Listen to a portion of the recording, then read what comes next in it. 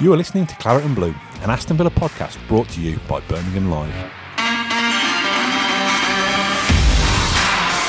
Hello and welcome back to another episode of the Claret and Blue podcast. We've got another special guest with us. Some of you might recognise him, some of you won't. So Dan, introduce yourself. I'm Dan. Yeah, coming on Rollo's request to do a little podcast about. Actually, we don't really know what it's about, do we? Because you haven't really told me much. You just asked me if I'll come in and talk. Yeah, so obviously we did the one with Max Stokes a few weeks ago. It was before Christmas now, but it only came out a few weeks ago, and it's kind of a look, kind of behind the curtain of the fan media world. Obviously, working here at the Birmingham Mail is a different kind of kettle of fish to working in your own time and stuff like that. So I kind of wanted to. Obviously, coming from the Villa to this, I know what obviously goes on behind the scenes, so it kind of allows me to shine a light back on where I've come from, kind of thing. So, and we worked together, obviously. Yeah, so obviously, for people that didn't know, we did the Villa together for what, 3.5 years, was it? Something like that, yeah. We've spoken about work as friends over the years and career aspirations and things like that on the phone for too long, many hours, many text messages over the years. So we've had this conversation in part for the last 2 years probably, so it's kind of let's air those conversations to the public now and share what goes into doing this thing and trying to get into the media industry. So where do we start? I don't know, this feels a little bit like, because I've obviously not worked with you for a while. This it is weird, must be what it was like when the Villa player saw Fabian Delph again. a little bit. Yeah, we're just trying to work out when was that? Oh, wow. The last time we even seen each other was it's definitely before Christmas. I think because we still speak to each other quite a lot, like it hasn't really occurred to me that I haven't seen you for a while. I suppose really most of our communication has always been done over the phone anyway, and even when we've done like match previews and stuff together, it was always like over the internet, wasn't it? I suppose that's probably part of it, that we speak so much, but you still live in London, and I don't live in Birmingham, but obviously up in the West Midlands. So trying to do videos and work together when you work or live in two different cities, that is a difficulty in itself before you even get anywhere else. Yeah, I mean, the Villa View's struggling with that at the moment, just schedules and people being away and people having jobs and stuff. Like, we found since you've left especially, it's been really difficult to organise, because obviously you were just around all the time, which made life very easy for the Villa View and a fan channel. Just any time we needed anything, whether it be a social media post, something as small as that, or a video editing, or just something, you were always there. Whereas now, since you've left, we don't really have that. And me and Tom have got full-time jobs. Jacob's a student. John's got a full-time job. As I say, everyone's really busy. So to be fair, I mean, I was freelance before, but obviously but the work dried up. Well, clearly. But obviously, that's still different to being a full-time job. Even if I'm busy, I'm still at home. I can still bash out a tweet or whatever. So Yeah, I suppose that's a good place to start, is that people probably don't realise how much work goes into actually just being a fan channel, because essentially you're a volunteer. I mean, we've made no money off YouTube at all. Oh, I made loads and then took it all away. Raking it in. I mean, you know what it's like. It's not a little reward, because obviously it's been great. Like, I've got to know so many great people off the back of doing the Villa View. So many people have enjoyed the content. It's led to other work for me now as well. It's obviously got you a job in sports media as well, which is what you've always wanted. So it's been great. But in terms of the financials, it's probably cost money over the years more than anything. Even just equipment and stuff is cost, and then obviously the time as well that goes into it. So let's start back in 2016 then, of how you first. We didn't know each other before. No. I've had people ask in years gone by, like, how did you even meet? Were you friends before? Did you go to school together or whatever? I mean, people have probably not noticed, but I'm actually a fair bit older than you. Yeah, 10 years. Yeah, 10-year decade apart. Yeah. That's weird, upsetting. It's very upsetting to me. You are old, that's why. I know, 34. Yeah, so we started the channel. I've talked about this before with Max, so you kind of explain how you discovered the channel first, because it was me and Matt Lynch, wasn't it, who started it, and you weren't there in the early days. No, so I saw that obviously the Villa View had started. I remember it being quite like a big deal on Twitter. Yeah, I think it was coming up, because at the time there wasn't anything on YouTube. Yeah, it was the first, wasn't it? Fan channels had just started to become prominent with other teams, obviously. Yeah. Arsenal Fan TV, who I don't really like. We'll come on to that probably. That's a different story. They've got the Red Men TV, so there was stuff starting to circulate around YouTube to do with fan media. So it was like this new thing, and I'd noticed that you and Matt, who I knew Matt kind of, I'd never really met him. Yeah. But we wrote together for villafan.com. So I was just doing some blogging at the time, and I was doing. That sounds mental now, doesn't it? Yeah, it was a long time. It was a long time ago. Written stuff at one point. Yeah, that's fallen by the wayside. my written stuff, to be honest. And then funny that you were calling yourself a journalist though before. I was doing the Birmingham Mail as well. I was doing them once a week for Kendrick, doing blogs for the Birmingham Mail as well. So I wasn't well known by any stretch of the imagination, but people would have probably read my stuff when I was just starting to get into that. And you were obviously going onto YouTube, and I saw that you were doing fan cams. It was a little bit ranty at the time, because Villa were rubbish. We were going down, weren't we? That's why. Yeah, but I just saw an opportunity that it might be something that could be made into something that was a little bit bigger. Yeah, like talk shows, match previews, things like that. I thought there was an opportunity for there to be more than just fan cam. So basically, I just spoke to Matt, and I think Matt would have probably put it to you. Yeah, you decided that I was okay. I think we talked about this before. I remember getting a text from him and saying like, "Oh, this guy Dan's come to me. I know of him through written and stuff, and he's good." And I remember thinking, "Oh, I don't know. Like, do we want to expand out? Like, we weren't sure whether we were going to commit to it in a big way like that. We were thinking, well, hopefully Villa go straight back up is the first thing, and we can document a season of happiness. Obviously, we all know how it turned out in the end. It took us a while to get to that point. Yeah, just the 3 years. Yeah. But we were kind of like, we started as a two kind of thing. Like, do we want to branch out? But we knew that having somebody on their own doing things is more difficult when you got two people. It's more like even if you're not in the same room, it's still a conversation, isn't it? Which is more natural for people to listen to. At that point as well, you didn't really want to do this side of things at all. You were very camera shy. Like, if you'd have told me you'd be doing something like this now, I'd have laughed when I first knew you, because I thought there's just no way. Yeah, there's just no way. I don't really know. I mean, we're jumping ahead a little bit, but that kind of happened by force, wasn't it? Really, because obviously Matt left us. Yeah. To get a job in media as well. I mean, it's not football, but having the body of work of the Villa View would have got on his CV and stuff, so it worked kind of in that respect for him as well. He went to, was it European tour? No, he's there now. He's at the European tour now. I can't even remember where he went to begin with. BBC Radio Nottingham or something. He was in Southampton, wasn't he, for a bit? Oh, I don't even know. That we don't even know. Not listened much to him over the last few years. I haven't spoken to him for a while. But yeah, I kind of had to step in and do stuff with you just to keep the channel going, basically, because otherwise you'd have to have done everything on your own. I remember you didn't like doing stuff on your own either. It's not great just looking at a camera, just talking on your own. In your bedroom. Yeah, the stuff always feels worse than it actually is when you just sat there doing it on your own, because inevitably, when you're not having a chat with someone, you make mistakes and you stumble over stuff and you want it to be flawless. So I've never enjoyed just looking at a camera and just speaking to myself, essentially. Even when we were doing it together, we'd do it at home, and you would stare straight down the camera and then cut it together. That is an unnatural way of filming. It's not the same as it doesn't make you look good either. Like, the big thing for me is that I wanted the Villa View to help me progress to the career that I wanted. So if you just sat there speaking into a camera on your own, essentially talking garbage, it's no good, is it? It doesn't make you look good. Thing is, though, people were watching it then. Like, people enjoyed it. Like, there was never complaints about, this is boring. No, but if you think about the equipment we had, the sound was awful when we first started the Villa View. Like, it was just horrendous. Picture quality probably wasn't the best either. It was probably barely HD. Although it's the same camera that you use now for the podcast. Yeah, that's true. I've battered that camera. I'm surprised that camera's still in life. Yeah, so it was bad enough when I had it. But yeah, things change, don't they? Because we were still learning. I'm swinging on my chair a lot, I've noticed. We were still learning how to make stuff then. We all kind of realised that this is a good platform to grow our craft, essentially. Looking back at even videos from a year ago, I would look at them now and think, I'll do something different now, I'll change this, I'll change that. You're very hard on yourself, though. Yeah, okay, maybe. But if you go back to the start, definitely back then anyone could look at the stuff from the start and go, God, this is terrible. But that's just the nature of progression, isn't it? And you have to grow and learn to get better, to get to a point where you can get work out of it. Okay, so fast forward a little bit further then, when you started the podcast, talk to people about how that came about, because I remember initially getting on that, kind of being a little bit like, I don't know. You didn't fancy it, did you? Matt was still there at that point, actually, was thinking about it. Yeah, I think that's one of the reasons you weren't keen, because obviously Matt wasn't in London and we wanted to do it sat with someone. It wasn't even my idea, so it was Tom Julian's idea to do a podcast. He, for once, quite ahead of the curve, Tom. You look at the guy with his clothes and stuff, and he's not ahead of the curve at all. But he'll be listening to that now, and he'll be sending a WhatsApp going, "They're very harsh." Yeah, he knew. He said about podcasts were about to take off, and they did. They've got really big now, haven't they? Years on podcasts, they're massive. Like, people are listening to 5-6 podcasts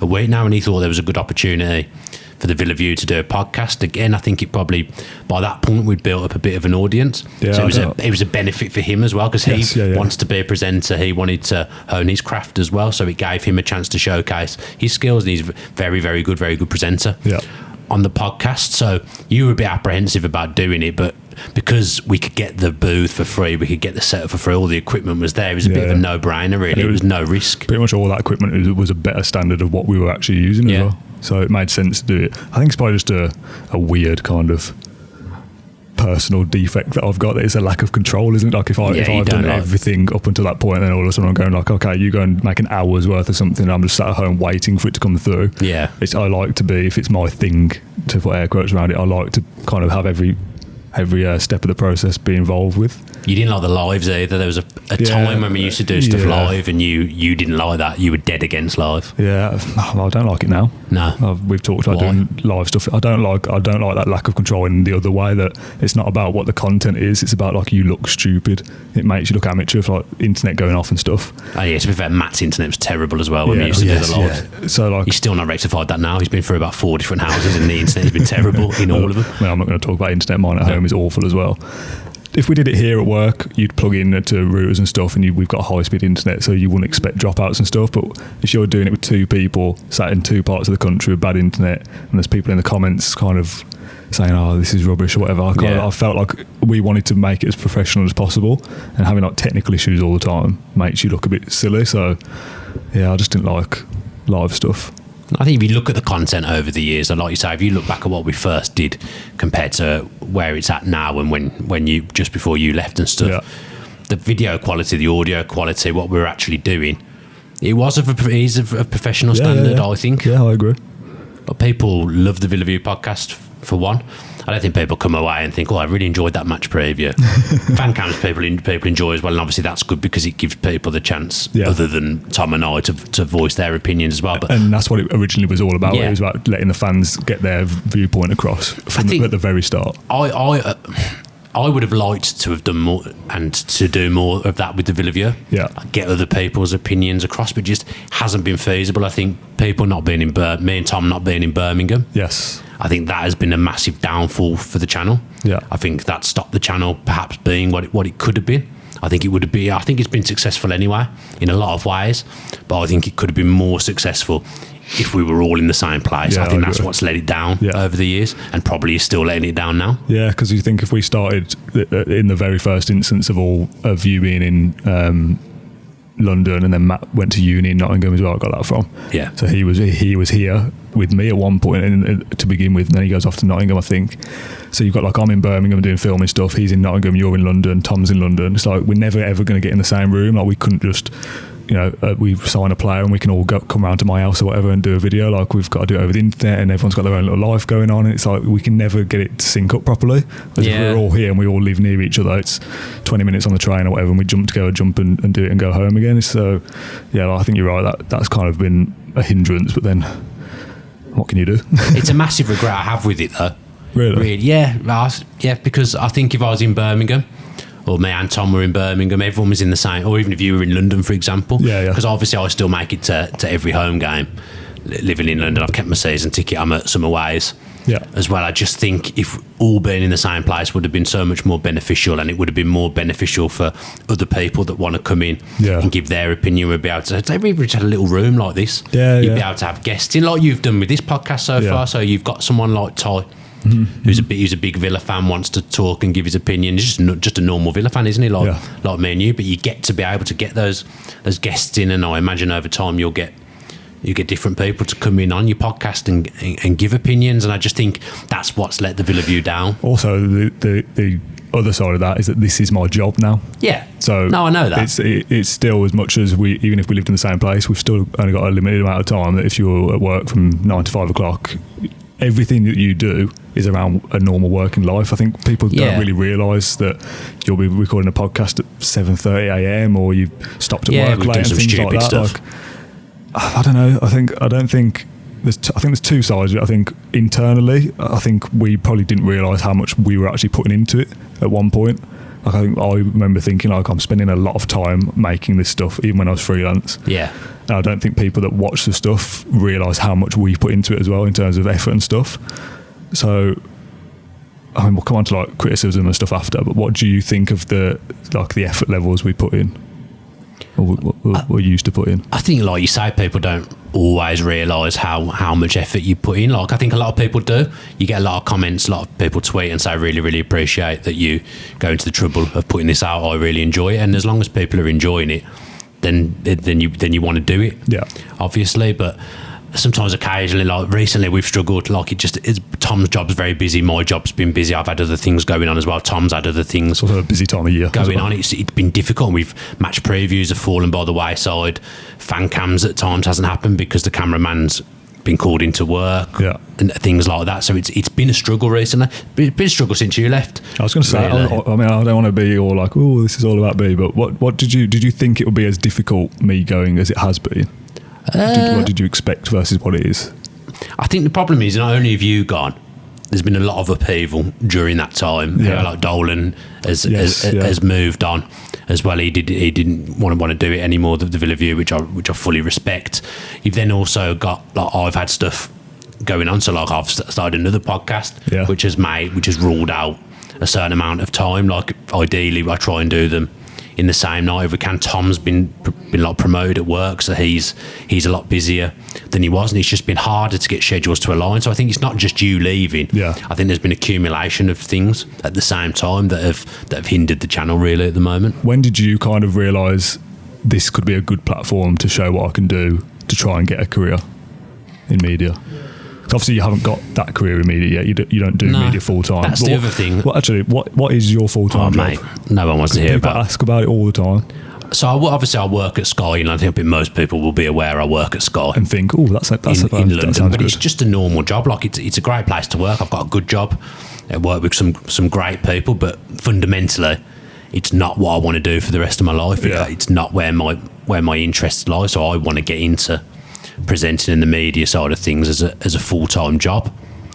But it's obviously a lot of people want to do that, and a lot of people at Sky want to do it. Like, I'm only just really starting to utilise the Sky route now. Like, it's taken me a few years. I've made probably some bad decisions over the years as well, which I'm sure we'll come on to. So I've just got a normal office job, and luckily for me, they're quite flexible with me. Like, as long as I get my work done, they're flexible with what I do. I can work from home in Birmingham if I need to when Villa are playing. So my boss is very good to me. I think they understand that this is what I want to do as well. I'm doing like a Sky Sports News journalism course at the moment. So again, that's something else that's just started that's taking up my time as well, and making it harder for me to manage my time during the week, which I'm obviously really grateful to be able to do, because it's a brilliant qualification for me to get in June as presuming I get it when I come to take the exams in June. So also just home life. Yeah, I've got a wife. Moving house. That's going to make life difficult with the Villa View when I'm moving in the coming weeks. So it's not going to be easy for me to stay at work and record the Villa View podcast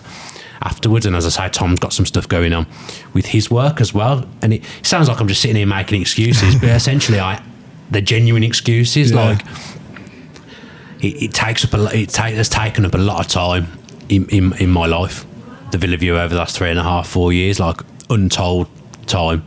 And as you say, I've got my wife is very, very understanding. Like, I'm lucky because I don't think I would have been able to keep doing the Villa View as long as I have done if it wasn't for her and her understanding, and she gets that's what I want to do, and that the Villa View has helped me, or is helping me towards that. It almost kind of feels like, so to come back to the original question. Well, I'd forgotten what the question was, to be honest. Was there a moment you kind of pinpointed? Can you go back now and think, oh yeah, that was when I kind of thought, yes, this is more than just a couple of videos in my spare time? We've always said that a lot of subscribers and views didn't really mean that much to us, but there was a point where it was... The figures. Yeah. There was a point where it was starting to grow quite well, and we were becoming quite well known. Like, people would recognise us at Villa Park and speak to us, tell us they enjoyed the content. I think that was probably Bruce's first season, maybe. Yeah, I think first full season. We did an interview with John Gregory, didn't we? Yeah, was that 3 years ago now? This January, so we did a it wasn't a podcast back then, but we did like a long form piece with John Gregory, that we were lucky that Dolan's got good connections and that he was friends with John Gregory and he loved the channel and wasn't part of the channel at the time and sorted that out for us. And we sat there and we did that with him, and he didn't get loads of views because the nature of the age of a YouTube audience, I think. Because it wasn't podcast, we split the episodes as well. Which is something we wouldn't do now. It was like 5 20-minute episodes, wasn't it, over the course of 2 weeks or something? But the people that did watch it really enjoyed it, and I think my memory of Villa's quite good. Like the questions when we were writing for that, I think I probably did the most of them because I saw John Gregory's Villa play. But I didn't really have to like rack my brains to think of questions. I just knew the timeline in my head. So I think after we did that, I started to think, right, this is quite good if we can hold an interview with someone with the aura of John Gregory. I mean, to be fair, he did most of the talking, didn't he? He was unbelievable. Told us so much stuff. I think that was the first time I've ever was a little bit nervous. Yeah. I don't think I've ever really been nervous doing anything for anyone, but that meeting him for the first time, he was like, I loved him when I was a kid. Yeah. He was my hero. When he left, I cried. I remember. I was fuming with Doug Ellis. How old are you at that point? When did he leave? 2000. Oh, wow. Quite late then. 2003. Well, you're an adult at that point, aren't you? Oh, yeah. I think I was about, so I must have been 16, 17. Okay. When he left, I think. I was fuming. But to me, I'd always wanted to meet him as well. Yeah. So to meet him, and the first time I ever met him, to be sitting down and doing an interview with him and for it to have gone quite well, that was when I started to think, right, I think there might be something in this now. But my whole purpose for joining the Villa View was because I wanted to prove, first of all, to myself, but to people out there that I could be a presenter, that I was good enough to do it. And as you say, obviously it hasn't happened all the way yet. But in my head, I know I've done everything I could possibly do to give myself a chance, which is in a good position to be in. But yeah, doing that, I think, was when I thought, there's something coming here. See, we always used to say like we'd love to do more things like that more often, but they're just so hard to organise as well. And if you've got no budget, it's very hard. John Gregory got nothing out of that. Yeah, John Gregory did Ian Taylor that for got free. nothing out of it. Brian Little got nothing out of it. So we did all those three quite close together, all didn't we? I think they were January, February, March, I think. Yeah, so we did all and did them in quick succession. Here we go. We'll do one of these a month. And then we didn't have one for about another 3 years. I don't think so. Yeah, they're hard to organise. I mean, I'm not going to name the player, but we tried to get a player once. That was the same time. £700 an hour. Am I thinking of the same one? I don't know because I don't want to name him. Oh, I don't know. No, we're thinking of different ones. I'm thinking of the one we had organised and then cancelled the day before. We've had that as well. Players, again, we won't name, and players organised and then cancelling like the day before when we've organised schedules. I'd book my train tickets and things around it. So when you're not offering them anything in return, it's very, very difficult. They're not going to get the exposure from the Villa View. Yeah. Like the people we've done long form pieces with have just done it out of the goodness of their heart. Yeah, and I can't stress how thankful we are for that, especially at the time as well, because it gives you the leg up that you need to get a bit of respect from people to show that we are serious about it. I mean, I've got a decent show reel now with some things on it, but at that point I would have not had anything that would have been show reel worthy at all, and that's an important thing to have if you want to be a presenter. 100%. Obviously, it was always different for me with video show reels. I had other work going on, less so at that point, but I could have other subjects. Like it didn't have to just be Villa related. Whereas if you want presenting and you're only presenting work is the Villa View at that stage, having you just sit around at home isn't going to be on a show reel. So you need those bigger projects to be able to prove that you can do it. So we did Gregory in the January, Ian Taylor in the February, which is obviously your Villa hero. Yeah, still love him now. And then Brian Little in the March. Again, one of the best people in the world, Brian Little. 3.5 hours he gave us, and we just sat there and I remember thinking like, we'll use the whole of that. Like, we won't take bits out and edit it around or anything. Like, we know that everything he said there is useful stuff we'll use. So, what was the Ian Taylor one like then? If you were nervous with Gregory, were you nervous the second time? I'd already met him a couple of times by that point with Taylor, so I wasn't. Yeah, Dolan introduced me to him at an away game. Okay. And I'd met him at Villa Park when we played at Villa Park, which I cannot believe we've skipped over. Oh yeah, we'll come back to that. Yeah, so I met him there, and again, I was a little bit nervous then because that was my first time meeting him, which it feels mad to think that I'd be nervous to meet him now because obviously I know him quite well now and I would class him as a friend. I say never meet your heroes. Like I dropped my phone on the floor after I met him because I was like shaking. The phone smashed in the Villa Park changing room. Oh yes, yeah. Only time I've ever smashed an iPhone. I remember that, yeah. Yeah. But I was buzzing, absolutely buzzing. What was his role there on that day, by the way? We'll talk about this properly in a minute. I really don't know. Was he supposed to be manager? He was there for something else. He was there for something else, and we just happened to run into him, I think, and me and Matt got introduced to him. Yeah. Matt and I. Yeah. So the Brian Little one was the first one we'd done at Villa Park. Yeah. So Gregory was in a little cafe place, wasn't it? He was in a posh restaurant. Was it a restaurant? Yeah. Yeah, I remember it being like nice. A members club. It was like, oh, was it? Yeah. Oh, nice. Dolan the man. Totally forgotten all about that. Ian Taylor was at his headphone company, IT7 studio thing, in like a press conference, like a conference room.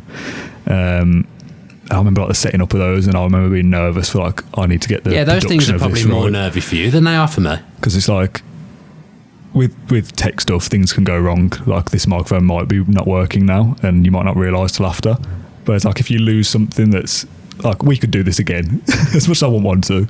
If something goes wrong, I'm not taking more annual leave. If something goes wrong, we could do this again. Yeah. If Ian Taylor's microphone stops working, we can't go, oh, can we have you again for another 2 hours for free? Yeah, because again, we're talking about time and stuff. They're busy people. Yes, exactly. People in the football industry are busy. Yeah. Tails has got about 75 businesses going on for a start. Like, he never has time to even text back a lot of the time. Oh yeah, that's what he tells you. Yeah, that's true. Yeah, so like the production of those, like I want to get this looking good because I want it to be showreel worthy. Yeah. But also it needs to technically work, because if something goes wrong, and it can happen, it doesn't matter whether you're good at this job or not. If something goes wrong, you look like an idiot, and we don't want to look stupid, as I make myself look stupid. The Brian Little one was at Villa Park, and I remember being less nervous for that than the other two. I think it's just because it was. We'd met him again now. We'd spent time with him. He was my manager at Villa Park, wasn't he, in the game? So we'd spent time with him. Like we knew. Like sometimes you wouldn't even meet these people. You don't know what they're going to be like. I can safely say everyone I've met associated with Villa in terms of ex-players, current players, ex-managers, current managers, they've all been really nice. So I think we've been quite lucky in that respect. But if you catch someone on an off day, and you're messing around or something goes wrong and stuff, again, that's a disaster for you. Yeah, exactly. I remember setting up for that and feeling more comfortable just because it was at Villa Park and I knew what the room was going to be like and stuff. We knew we had loads of time as well. Yeah, we knew we had I think we booked the whole day for that, I think. Yeah. Because we knew, I think you organised Brian. I think you basically said like, oh yeah, he said like, I'm happy to be there as long as you need. And we were kind of like, okay, that puts us at ease. That if something goes wrong or whatever, we've got time to be okay. Yeah, because you're just a nice person. Yeah.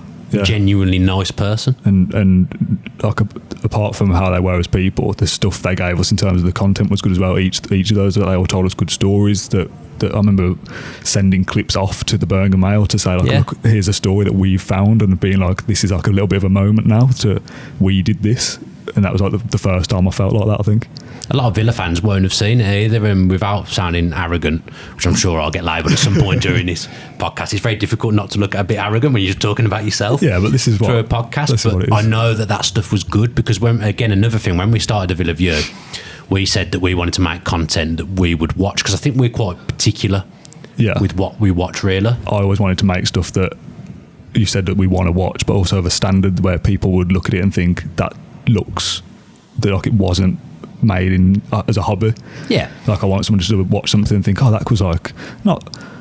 We've had stuff before and people say, oh, that looks like it could have been on Sky Sports, or that could have been like Netflix. It's like nothing I've ever made is that good. I don't care what anyone says.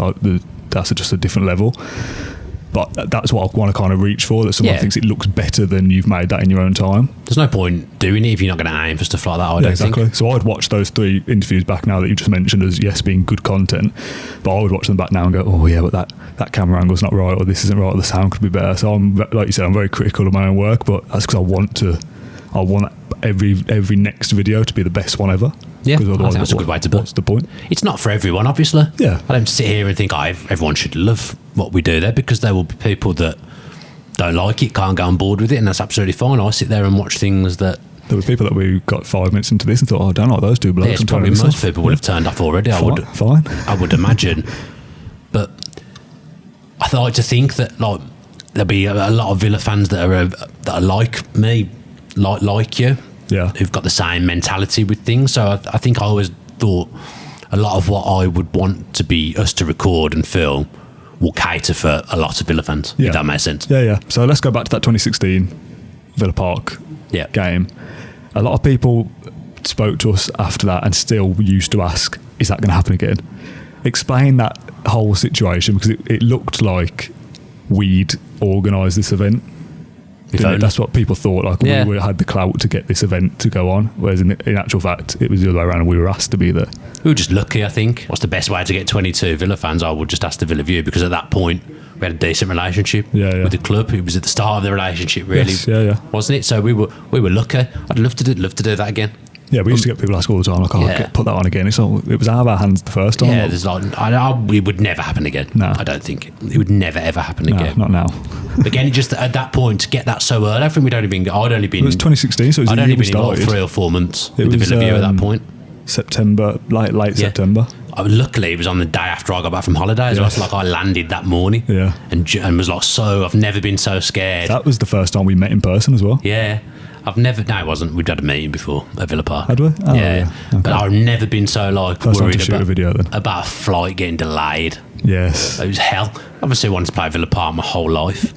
Like leading a team out of Villa Park of essentially people that I'd like picked. Yeah, that's such a from like an X Factor audition video thing. Yeah, such a good day that was. Yeah. Again, that video, like if we were, again, this is going to sound arrogant, if we were as talented as we are now and done that again. I don't think I could have done much different to it. I might be a little bit better at football now. Yeah, but like I'm a bit fitter, that's about the it. presentity bits and like stuff like that. Like it was done over Skype, wasn't it? Or like the talking bits back then. If that was all shot in a nice room together and stuff like that, that would be different. Again. It's yeah, a killer time. thing. I keep coming back to it with the Villa View. That's my massive regret. Is time. I know, what can you do? I can't do anything about it, but it's what I always think of. I'd love to have had a proper go at doing it properly. If someone could have said to us... Do you think that's an age thing? Not to be rude. A little bit. Because I'm younger, so I can kind of get away with it. Yeah, a little bit. If someone had said, though, I'm going to pay your salary for a year, take a year off work, and you just go full pelt at the Villa View. Yeah. I'd have loved to have done that. I imagine if that actually happened. It's never ever going to have happened, or never will happen. But do you know what I mean? Yeah. Just go at it full time. There's a lot of people who make like YouTube football content. It's their full time job. Yeah. Arsenal Fan TV, Red Men TV. Yeah. It is their job to make content, and they make money out of it. I've got like a mortgage to pay. So again, it comes down to the age thing. Of without disrespecting you, like you're living at home with your parents. Like I've got a mortgage to pay, so I cannot just quit work. Like it's not feasible for me at all. Especially going back to 2016, like I'm just starting to try to even get into freelance video. Like I'm taking essentially time off getting a proper job to try and get into freelance. So me putting 15, 20 hours a week into the Villa View or whatever it was, that was fine because I'm trying to do that anyway. But the downside of that is that I can't do anything without you or Matt. No, you were hamstrung as well. So if you haven't got the time to make a video, that's bad for me as well, because I can't just go, well, I'll just go and do it then, because at the time I wouldn't have done that.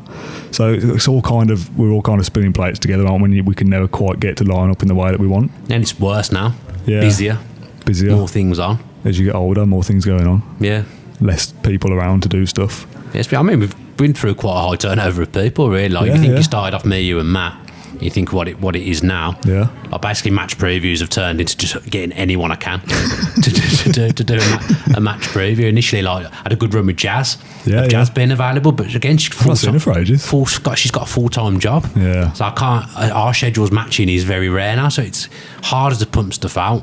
At one point, we were pumping out videos every single day. Yeah. Pretty much, weren't we? The glory days. Yeah, we didn't do a podcast. I think the podcast saved us a little bit. Yeah. Because it enabled us to condense that content that we were doing every day into one show, and a show that was successful, that people liked as well, yeah.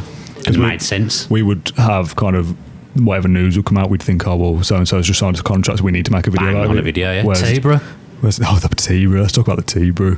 So many people, especially watching this. I've had a tweet this week really? About a T-Brew. Okay, so we wanted to do some kind of transfer announcement series, didn't we? So that was the first year in the Championship. We've got all these glorified ideas. And we wanted there was all the other fan channels were doing like all you need to know about our signing in 1 minute. And it would just be like, here's his name, age, blah, blah, blah. And it was like, let's just do that, but let's try and be quirky about it. And we basically wanted to pick the title first, didn't we? I think.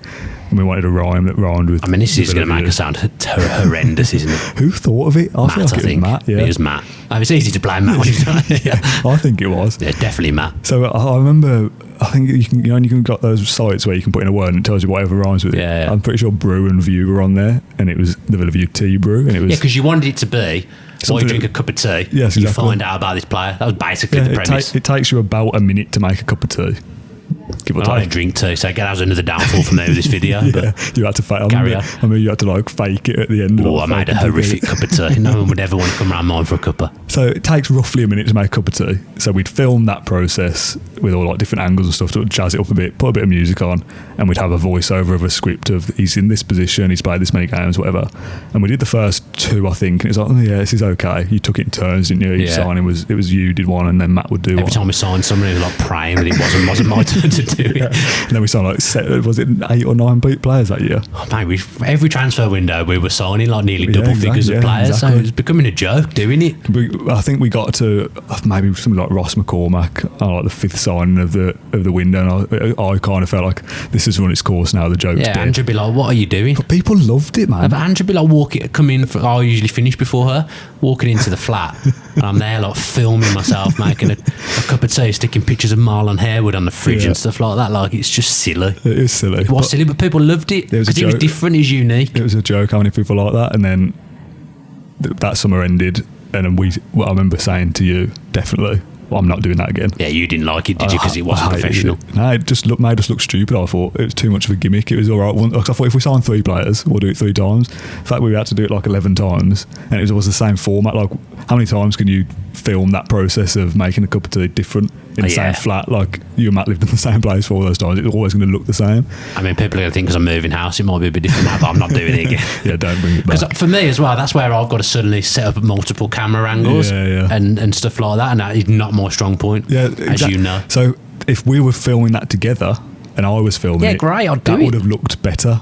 It would have Yeah. been not shot on an iPhone. We'd have been able to do quirky little gags and stuff. Whereas it's just letting you run free for 20 minutes and saying, send me whatever you can.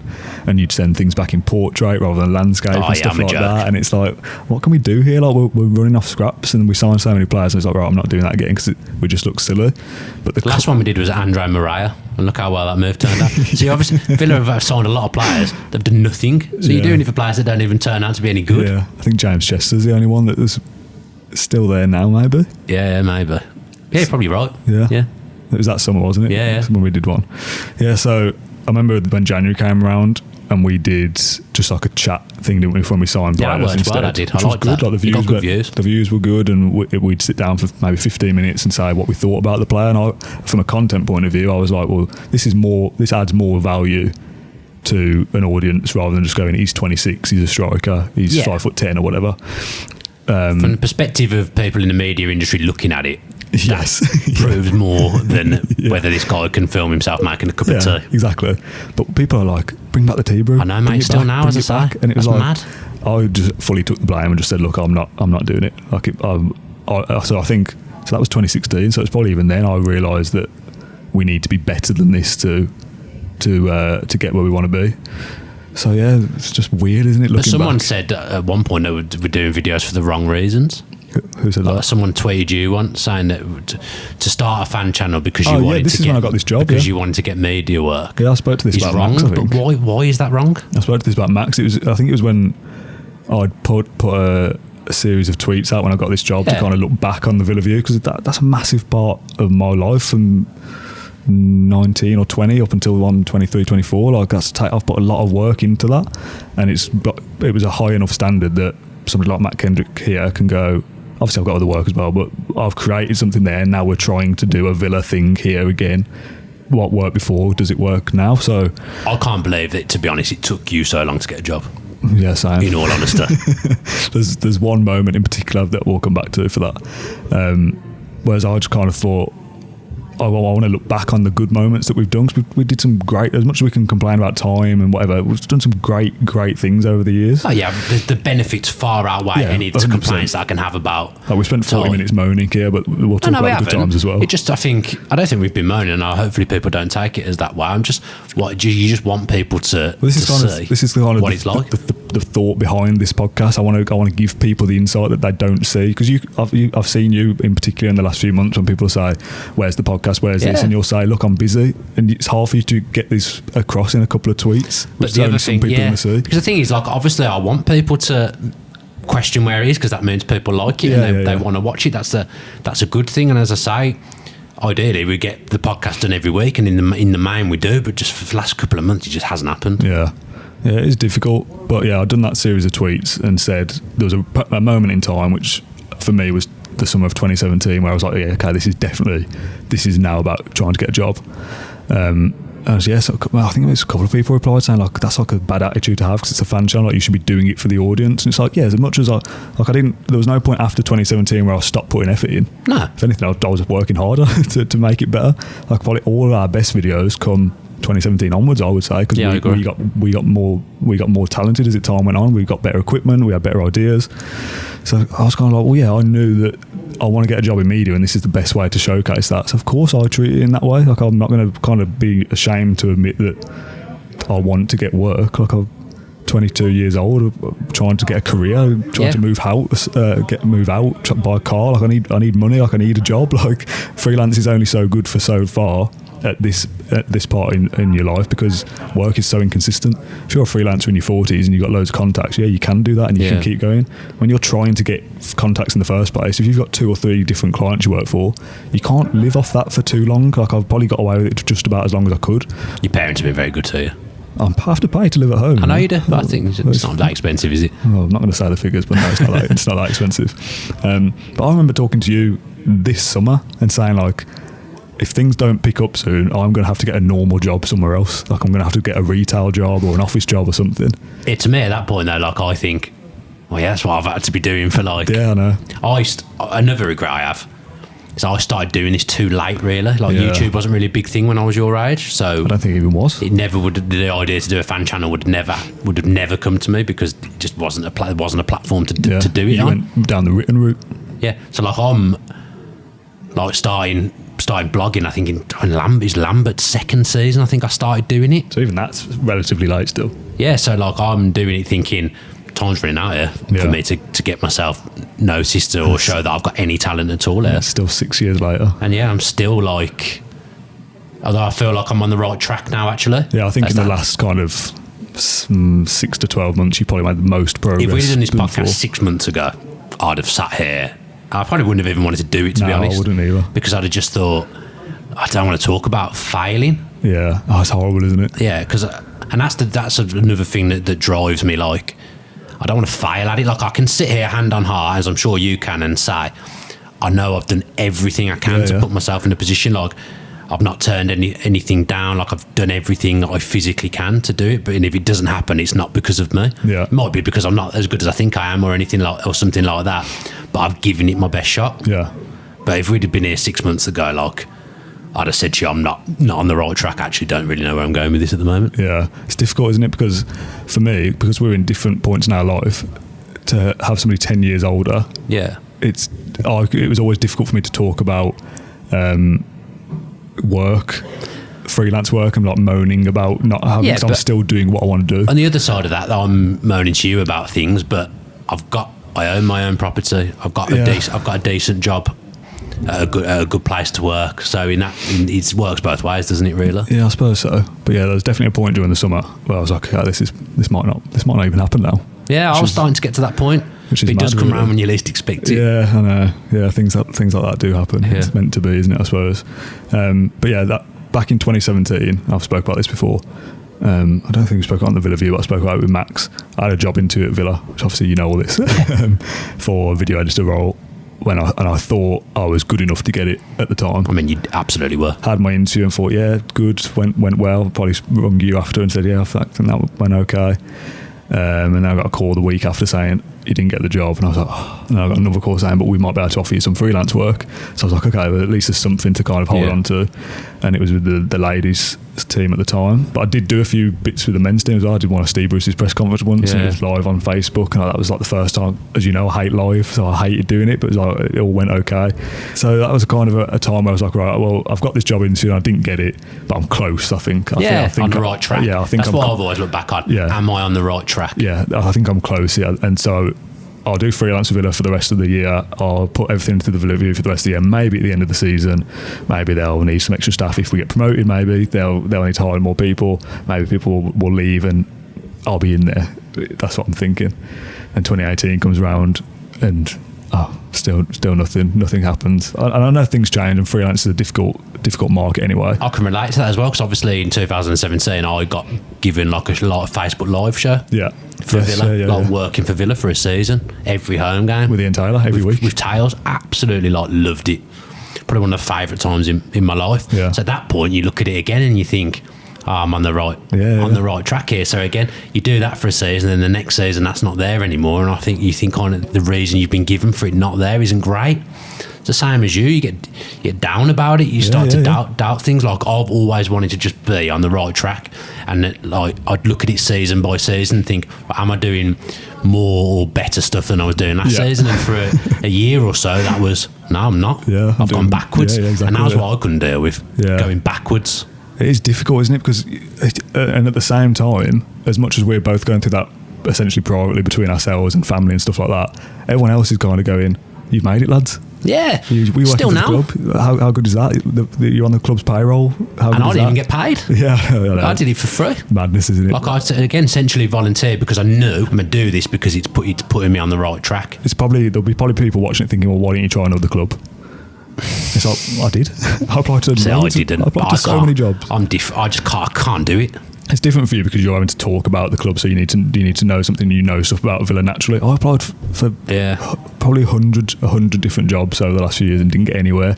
And you kind of think, well, all right, then maybe I'm not this as good at this as I think I am, because no one is giving me a job. No one's giving me a chance here. I think it's so hard though. Like, the football industry is so hard to get into, and in a lot of instances as well, I don't think the pay is what it should be in football. Yeah, I agree. People get underpaid that work at football clubs, and that'll be happening now at Villa, and that'll be happening elsewhere. Everywhere. The salaries are too low. It happened at Man U, Man City. Mm-hmm. The salaries are too low for people working within football clubs. The money that is bandied around football now is crazy, but it's not reflected in other areas of the football club other than the playing side. Yeah, and those people are the ones that suffer when teams get relegated and stuff as well. Yeah. That's something I disagree with, but I'm not really sure how relevant that is to anything we're talking about. But just that's my opinion. But I did some good stuff for them. I was doing like the content days when the players do all the GIFs and the messages to camera and stuff like that. And as much as it's the job is easy, you know, just hit record on a player and say, do a dance or whatever. Like, technically I'm not doing anything, but having that on a show reel is good. Being able to meet the players as a fan is good as well. Being able to see what that environment is like. When I was told that you've not worked at a football club, to be able to see what it's like at a football club was good to have. Like, all those experiences have been great. You obviously did the Luke Roper stuff as well with the players, where you got to do that kind of thing as well. Yeah, lucky, to be honest. Lucky to meet Luke. Lucky that I think he realised I was having a bit of a bad time with that. I don't think this was the only reason he asked me to do it, but and plus it's not him asking, it's his marketing team, but he was, because of him I ended up involved. So I met Luke Roper, and I was lucky enough to get a gig doing their content with the players on content days, and I'd never worked with the Villa first team before. Yeah. So that was a brilliant thing. Were you nervous then? For me to do. I was nervous the night before and nervous when I got there, but as soon as I started doing it, I wasn't nervous. You got a firm handshake from James Chester. Like, again, they're just normal people. The players. That's what. And again, I've not met any player that I've thought he was a bit of an idiot. Yeah, like, they've all genuinely been nice people. Yeah, and you hear bad stories, don't you, about footballers being arrogant. That hasn't been my experience at all. Same. Anyone I've ever met, ex-player or current day, have been brilliant. It's those little moments that you look back on and you can moan about hours and not having opportunity and stuff like that, but when you do get the opportunity, you do have to take it. Even just talking about this kind of stuff I've forgotten about, really. Yeah. Like that people would kill to do. Yeah. But because I haven't got to where I want to be, I probably take it for granted a little bit. Yeah, that's fair. I think that's how it works. Yeah, so obviously we're still doing the Villaview at this point. Yeah, Villaview wasn't affected by any of this. Yeah, like we're it's the other side of things, isn't it, that we're kind of moaning about. Again, not moaning, but it's hard to not think of it. It's hard not to think that's the word. It's the job opportunities that we're frustrated about not coming along. We're still putting the same work into the Villaview. We're still trying to do the same amount of things. Because at that point as well, you've built up an audience and you don't want to let people down exactly. as well. Like that's how I feel now about it. If we don't do something, I feel bad about it. Yeah. I feel like I've let people down, which is silly. Yeah, because I can't do anything about it at all. When a video doesn't happen, it's because it cannot happen. There's no way possible for it to happen. I remember missing a fan cams or something once, and again feeling the same way. Like you might have not been there or something, and we had to cancel it. It wasn't my fault. And I remember thinking like there's going to be people that are going to be like upset that this content's not out there, and I felt bad for that. It's like, well, I'm doing this in my own time. Like, we don't have to do any of this. The other thing with that is it is a two-way street a little bit, because the fact that people have watched it and supported it is what's made it successful. Yeah, true. Like, we wouldn't have been doing it, I don't think, if like 10 people were watching it. Yeah, we'd have stopped. Yeah, that's because fair. we'd have said we're obviously not good enough. People aren't tuning in. So we're not going to get jobs working professionally because we can't even get people to tune into a fan channel. Yeah, that's true. So it does work both ways. Like, I feel incredible guilt when we don't do stuff now, and it's becoming harder to do some things, but I still feel guilty about it. Thing is, I remember I've said to you privately in the past as well, like, if people knew the situation, and which is what we're trying to do here. Yeah, I don't know whether we're doing a great job of it, but most normal people would say that's absolutely fine, like, that's fair. There'd be a couple of people who go, oh, you still got to do it. That's one or two idiots on Twitter, isn't it? Like, Twitter's the most normal Villa fans that have watched your stuff for the last 3 or 4 years will go, it's fine, like, you don't have to do any of this anyway. Like, we're extremely grateful for what you do, and that's nice that you've got that support, but that still doesn't take away from the fact that if you miss 2 podcasts in a row or whatever, or 2 fan cams in a row, that people start kind of throwing, not abuse, but start throwing questions at you, and it hurts more because you know they're right as well. That's the worst part. I think a lot of the time, from my point of view as well, I think people look at my social media following and they think that this guy talking about Villa is his job. Yeah. And it isn't.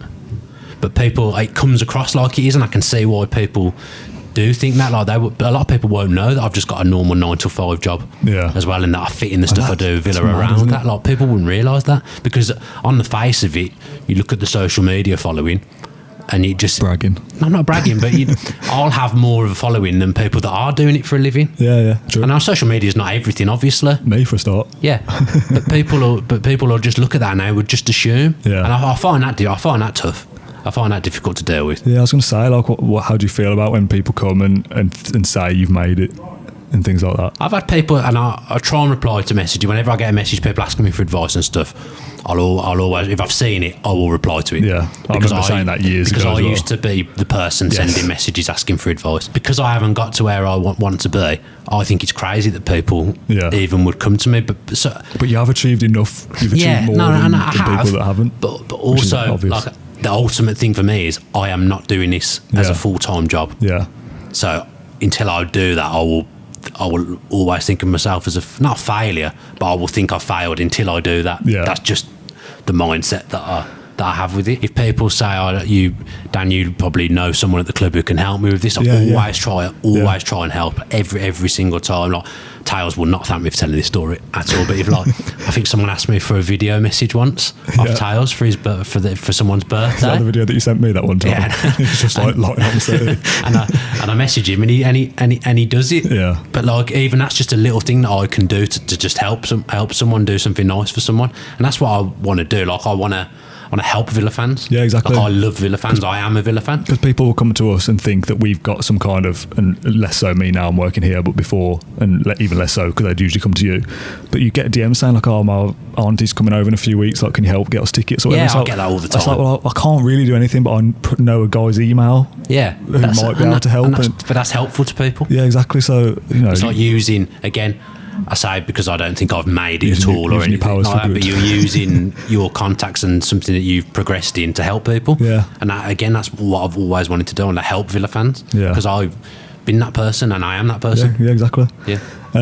So where are we now in the timeline? The timeline's gone. I've like Back to the Future all over the place. What big things what good things did we do with the Villa View? I think we spoke about most of it, if I'm being honest. Those 3 interviews were all 2017. The play in the game was 2016.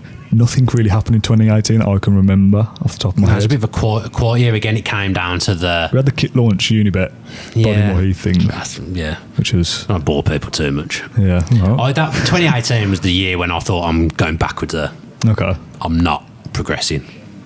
See, I think that was because I'd gone from having that Facebook show to not having it. It just felt like, man, rightly or wrongly, it just felt like I'm not achieving what I want to achieve here. Well, I get that you can have ups and downs for a journey of doing stuff. Like, I get that. Not a year long down though. Yeah, a year's not. A year's not great. Maybe a few days here and there. A year's not great. Yeah, I was still doing freelance stuff with Villa in 2018.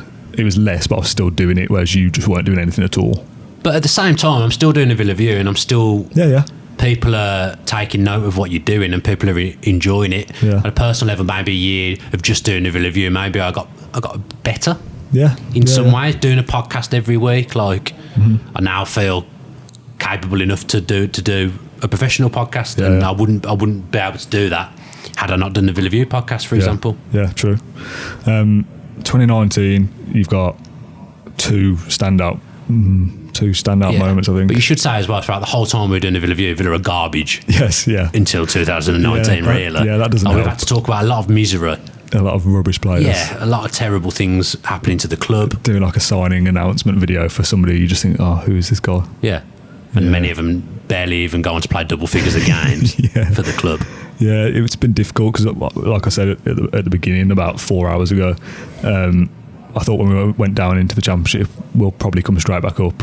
I feel like probably most Villa fans felt that was a reasonable expectation. I thought we'd be up within 2 years. I know we were bad, but you still kind of hoped, well, maybe we'll scrape top 6 or whatever. That first season, I didn't feel like we'd go up at any point. I was just hopeful we would. Nah, I never thought it. Not in the season, I'm talking about before the season started. I didn't really think we'd go up. Okay, that's interesting. I think when we did predictions, I probably predicted us to finish 6th. I think Matt was predicting automatics and stuff, and I just never got that feeling that was going to happen for Villa. Yeah. We were just a shambles. There was too much bad feeling from the season before as well. So playoff week then, we did a kind of week's worth of stuff, didn't we, for that, where that was probably the best...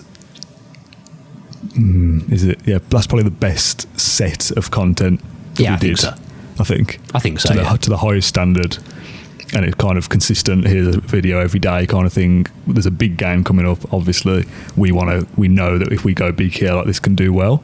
Again, though, even when things are going well, there were still things that went wrong. Yeah, I mean, you have to be like adaptable to things. But like, Tom was on holiday the week leading up to the playoffs, and then Dolan went on holiday for the weekend of the playoffs. So that wasn't ideal. I have to draft in Matt Lynch. Yeah, to draft Matt Lynch back from the dead to come in to do videos with us. So, like, for me, that kind of whole experience of making those videos was kind of like that. This like proves more than anything that I know that I can do this as a career, because we filmed all of those videos on one day. Yeah. We did a massive... Pretty much did the whole thing in one day. I didn't write the poem. I didn't write the poem until 2 hours before I was supposed to leave. That's crazy, isn't it? So for the poem thing, obviously the 1 year on video, which I'll put links of, obviously some of the people listening to this won't know even who you are, hopefully. I'd love that if there's people out there who don't even know who you are. I mean, that will happen. Just because I feel like that would annoy you a little bit. No, that will happen. I don't think every Villa fan knows who I am. Yeah, but surely if anyone watching this has come from existing... I might just be interested. Depends what you word it up as. Yeah, okay. Yeah, it's all on you. Fair enough. So we mentioned doing a poem video for the 2018 I've wanted to do something like that for ages. I think you came to me with the example of, I think BT... Yeah, they did. BT Sport did it there for the Cardiff Champions League. Yeah. Great video, great poem. And it's like, we'll do something like that. And whatever happened in 2018, we didn't find a way to do it or whatever. It just fell by the wayside, and ultimately doing it for that year would have been pointless anyway. So when 2019 came around, I think we kind of talked about it even at the semi-final stage. So that if we get to Wembley, we should probably go hard on doing some content for it. And then obviously when the second leg came around, I think even probably on the night of or the next day, it was like, right, what do we want to do here? Like, what's the plan? Because there's not much time, was there, between the semi-final and the final? It was 2 weeks, I think. 2 weeks? Yeah. But still, it's not a massive amount of time really to plan stuff and get stuff shot in London as well. Finally, an event in London. yeah. And you have to do the travel for a change. So we came down for the day on... did you take a day off for it? Was it during the week? I think I finished early. I think I took a half day. Okay. So we came down on the day and we wanted to squeeze as much as we could out of it. We knew we wanted to do this special poem video and at least like an hour-long podcast or whatever, and anything else is kind of a bonus. But I had an idea of doing like a short kind of 1 minute what this occasion means to me kind of thing. So Chris was still there then, so me and Chris did like a 10-minute preview kind of thing, as like a match preview that we'll save for later in the day. And then we did these solo videos with you, Matt, and Chris. Tom didn't do one, did he? Because he was away. He would have done one, but he wasn't there. It's kind of like that was like when Villa did that thing ages ago that you did. It was like Villa Till I Die, was it called? Oh yeah. Like a short minute you talking and a bit of fancy B-roll over the top. I wanted to do that for Wembley. It's like, we all know this is a big time, but how are you feeling about the game? And we'll have that as like a separate video. Then we did the podcast with you and Matt, and then like the thing that we were really there for was this poem. So do you remember me texting you the day of that saying, how is it going? Yeah, and I hadn't started. And you'd not even started. How? Because I work better under pressure. Because I remember I've tweeted it several times. I think you as well saying, yeah, we wrote that in a day, and I've like massively praised that. And I don't think most people even realise that that's the fact. Like the praise we got for it, the fact that we wrote it, shot it, and edited it within a couple of days. Like, that was a big project to do in that time. Again, it comes from having a stupid memory of Villa. Like, I didn't need to look anything up. Like, I knew what had happened and in what order it had happened. Like Rain Man. Yeah, it's just stupid. It's a useless skill, except for that day. It's been a useless skill throughout my life, but for that day, I mean, it was helpful. Once I started, it was like bum bum bum bum bum. It just came. Like, I've always quite fancied myself as being like a poet, to be honest. Nice. I'm probably never going to go into poetry about anything other than Villa. But I've always got fancy. I was quite good at rhyming things and puns and things like that. So I just fancied it. I watched it a couple of days ago. Oh, did you? Yeah. I haven't watched it for a kid came up to me, probably only about 8, came up to me at a game like a month or so ago. He probably doesn't watch the Villa View, but he was just like, are you the guy that did that poem walking around Wembley? Oh my God. A little kid. And I was like, yeah. And he was like, oh, it was amazing. It was so That's good. Mad. Yeah. Well, that ultimately, if I died tomorrow, I think that would probably be what was played, wouldn't it? Yeah, maybe. Because I look at it, obviously, like the interviews and stuff are always big videos, and but that killed it compared to anything we've ever done. Yeah, in terms of views, by far the biggest. Easily shareable. It being short, like sharing an hour-long podcast. Well, obviously with Petrov that we'll come on to after. As much as I love that project, a nice 5-minute piece, or however long it is, 7 minutes to get that out there. People can share it easily. It's very watchable. We got custom music made for it. We got the music was excellent. By the way, the music is very good. You'd written it yourself. Obviously, I'd shot it, but the complications of that video, I've always got regret over that it could have been better. Yeah, because we know what happened on the day. Because it was out of our hands that we start filming. The first couple of intro shots is we leave this section toward the end, don't we? Because Matt can only be there for so much. So it's like, we'll do the podcast bit first and you can go back home and you and me will film this piece on our own. Because we knew it was only going to be you doing it. You'd read it out. We're not going to give any of your poetry lines to anybody else. You got to take the glory. So the first couple of shots on that video of you walking towards the camera, we'd left that till late in the day, so it's probably like 5 o'clock or something. It's later in the afternoon, isn't it? But it's still. I got home late. I remember that. Yeah, so did I. But it's still bright, and we did the first couple of shots, and we were going to do the whole thing like that. You won't be on camera for the whole edit, but we'd have some footage of you doing most lines, and then we'd cut away to pictures or whatever. And then security comes up out of nowhere and goes, "Lad, you got a permit to be filming." Unbelievable permit to film. Not even inside the ground or outside the ground. On Wembley Way. A permit. And then we were like, no. He's like, oh, you can't film. And I remember quickly Googling it. And wasn't it something like 400 quid for the day? Yeah, we didn't have that. And it was like, oh my God, we can't do it. So we were kind of thinking, this video is now out of the window. Like, we're going to struggle to piece together 7 minutes worth of poem with other stuff. But you kind of just, we knew, because we believed in it, that it was going to be good, and we were on the verge of something good. Yeah. Which didn't, I can't think of another time that's probably happened. Well, we knew it was going to be good before we'd done it. I don't know whether you can think of it. I didn't think it would go down as well as it did. No, not to that extreme, good. But we knew we were onto something. So we'd recorded the audio, hadn't we, of the poem before we started rolling. Sat down on a bench. Just doing it, yeah. So everything you can hear is that take, I think. But we were then going to cut away to you doing lines on camera. Which we did still manage to do a few. We still managed to do a few, so we just kind of... Just not as many as we wanted, but people wouldn't know that. Yeah, exactly, yeah. The way it turned out in the end is arguably better than what we'd planned, which sometimes kind of happens. We were having to rush as well, weren't we? Because we were like, just do a little bit here with Wembley in the background and maybe the security guard can't see this angle and stuff like that. You're doing takes and getting it wrong or whatever, or I'm doing a mistake. I'm like, oh, that wasn't in focus or whatever, we need to do it again. We're kind of running around. I remember having the gimbal with like wires coming off it everywhere, and I think you tripped up at one point. Oh yeah. Just little things like that. We made it very difficult for ourselves, and we were getting stressed though as well. We were getting frustrated. Yes, because we knew we were onto something, and it's just like, can you just give us a break? Like, do we really need a permit to be filming down here, really? I mean, that is a joke.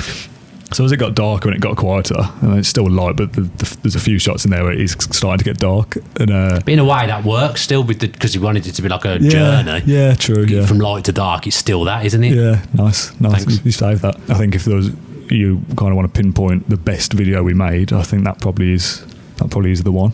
Yeah, probably for me. I think again, it's showing different skills. Yes, I'm just getting my phone. So showing different skills. For me, it's showing something different that I can do. So again, as the fact that you made it onto the Sky Sports website, a lot of people have seen that. More people have seen that than perhaps would have done. So you put yourself out there a little bit more. Yeah, good times. Yeah, good video. And then obviously it all ultimately ends in the fairy tale that you said, and people are going, "Where's the part 2?" And I remember, I think we kind of said, "Oh, you don't want to overkill it. You can't do it. Maybe at the start of the season we'll do something." It's just overkill. It just didn't feel right. If it gets to the cup final, maybe. But where's that come from? I feel like the journey's not been that like special, really. Yeah, it's kind of like, can you imagine like doing a second poem and it only gets like 10,000 views and you think, that just wasn't as good as the first time. Sometimes these things are best left as they are. Yeah. Also at Wembley, like I literally couldn't go 5 yards without someone stopping me about that video. Like it was mad. Yeah, the reaction to it as a whole. I actually felt like that day, I genuinely felt like I was a famous person, and I'm not. And that's how, again, probably comes across a little bit arrogant, and I'm not meaning it to at all, but honestly, that day was just mad. It was a perfect day.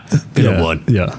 The video had gone down well and people were stopping me to talk about it, and that's what you want when you produce content. You want people that watch it to enjoy it. And people were saying like it made me cry and things like that, and I just think, yes, that's exactly what we wanted to achieve. Wanted to make you cry. Yes, tears. Yeah. I've said this to you before and to a few other people, like with anything with video, I want you to feel something when you've watched it, like some kind of emotion. Like if you have sat through 2 minutes of video and you can kind of just scroll away through the rest of Twitter and don't really think anything of it, that's a bad video, regardless of how like the production of it, in terms of like the content. You've got to feel either happiness or sadness or some kind of emotion or whatever it is. Like I want you to feel something. That's why I'm making it. So the fact that like I remember doing a tweet actually, because the reactions to that video were so far spread of like, it made me cry. Some people like, it made me nervous, it made me excited, it made me happy. Like there was such a range of emotions that it's mad that like we can make a little 5-minute video between us in a day, and so many people watch it for one, which is nice, but so many people cared about it as well. That's the thing. Do you remember we released that as well? Like the nerves of like releasing it out into some managers go back to the video, but the nerves of it coming out, and people like it. That's the first time the Villa View's ever released a video, and I thought, I'm nervous about what people think of that. It's kind of like, it's a gimmick essentially, isn't it? If the first rhyme is a bit cheesy, people are going to think. I think I saw one comment saying it was cheesy. Really? I saw another comment saying, I don't usually like this kind of thing, find this kind of thing a bit cheesy usually, but this wasn't. And that's when I thought, okay, this is good. I knew it was starting to do well when like one of the first people that messaged me to say that they liked the video was Robert Snodgrass. Really? Yeah. I don't know if I knew that. He's seen it on Twitter and messaged me saying that video was unbelievable. Oh, God, and that was when I started to think, okay, this is going down. I don't need to be nervous anymore about this. Yeah, I don't think I've ever been nervous about releasing a video. That we were on the phone to each other. Before that. I remember like you pressing like whatever you press on YouTube to release a video, and I was on the phone to you. I was in Tesco's. Oh, it's mad that you remember it in that much detail and I don't. Oh, mate, that's so weird. Because you've moved on, Roller, so you don't care anymore. I do remember feeling like, we've put a lot of work into this and we think it's good. And that's what I kind of come back to earlier. We felt it was good and we were happy with it. So kind of not massively fussed if people didn't like it, but you kind of want people to agree that the work that you've done is good. Even like the photo you put with it, you said, I know you're not going to like this photo. Yeah, it's the thumbnail. Yeah. But just trust me and go with it. And I looked at it, I was like, I don't like that photo. Yeah. But now I don't mind it. Yeah, I've still got the text for that, for WhatsApp, because I don't delete the chats. It's not my favourite photo I've ever seen. They'll be in there somewhere. It worked, to be fair. Because I just knew like it needed to look in a certain way. So it's good. Yeah. So I'll move away. It's good to talk about it because we've never really spoken about it. Well, we've never spoken about it publicly before, I don't think. No. But that's our like crown jewel of the Villa View, isn't it? That was the big one, so it's worth talking about. And obviously people enjoyed it, so why not? Move forward to the summer. The 2 videos that I was thinking of before as being the best 2, I think, before you mentioned this, Stan Petrov's interview. Yeah, great. And then the Villa View Live. We'll do the Villa View Live because that came first. We'll leave it till after. Petrov one, exactly the same content as Gregory, Ian Taylor, etc.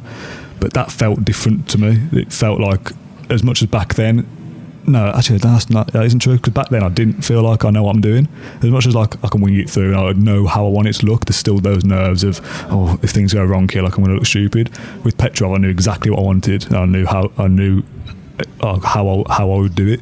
I felt confident. Yeah, I'm going to do this, that. I'm going to have these mics. We're going to have sat there. I'm going to put a shirt in the background over there because I know it'll be in shot. Like I knew exactly what I wanted, and I could just go out there and do it. And that felt like if I ever get into sports media, in whether it's here or a football club or Sky or wherever, this is the kind of stuff I'm going to have to be doing. So if I'm comfortable that now I'm ready to do this stuff all the time, that felt like a bit of a moment to me. Okay, now I know I'm good enough for this.